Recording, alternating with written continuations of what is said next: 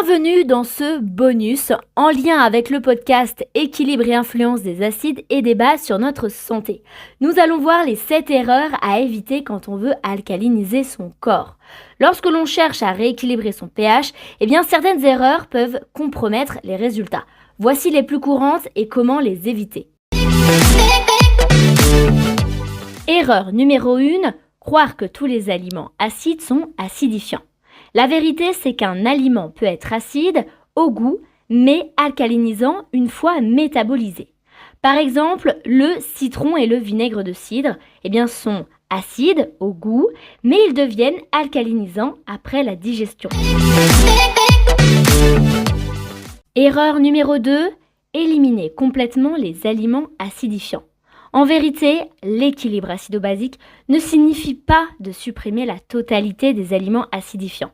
Les acides sont aussi nécessaires, mais il est important de les consommer de façon raisonnée et en juste proportion. En excès, ils empêchent le nettoyage fonctionnel et naturel du corps, créant des faiblesses et des symptômes. L'idéal, c'est d'avoir une alimentation avec 70 à 80% d'aliments alcalinisants comme les fruits, les légumes, et 20 à 30% d'aliments acidifiants comme les protéines animales, les céréales, etc.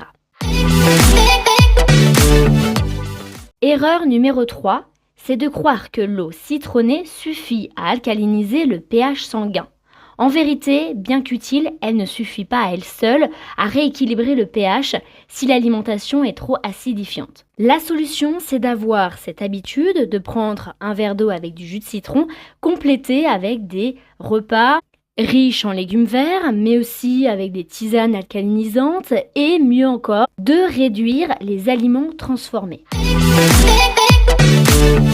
Erreur numéro 4, négliger le stress et le manque de sommeil. Le stress chronique et le manque de sommeil augmentent l'acidité du corps en stimulant la production d'hormones de stress comme le cortisol et l'adrénaline. La solution, pratiquer la respiration profonde, la méditation et dormir au moins 7 à 9 heures par nuit.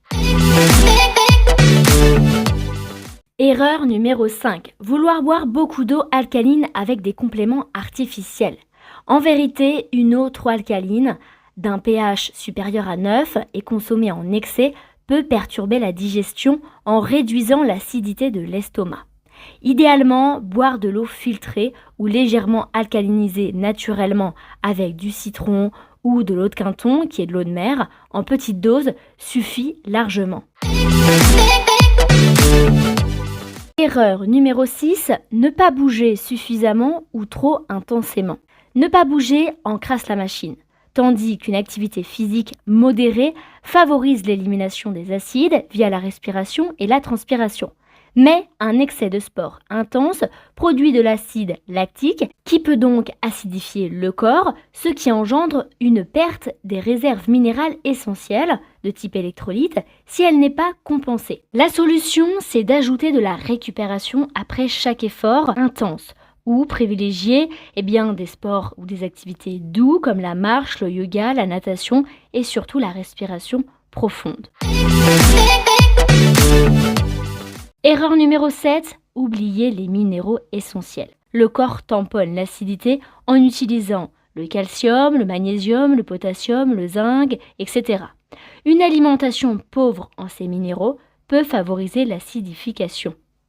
La solution, c'est de végétaliser son assiette en mangeant des aliments biodisponibles, comme les fruits et légumes crus de mère nature, qui sont riches en ces minéraux, comme le magnésium qu'on retrouve dans les épinards, la banane, l'amande, ou encore le potassium qu'on retrouve dans l'avocat, les patates douces, etc.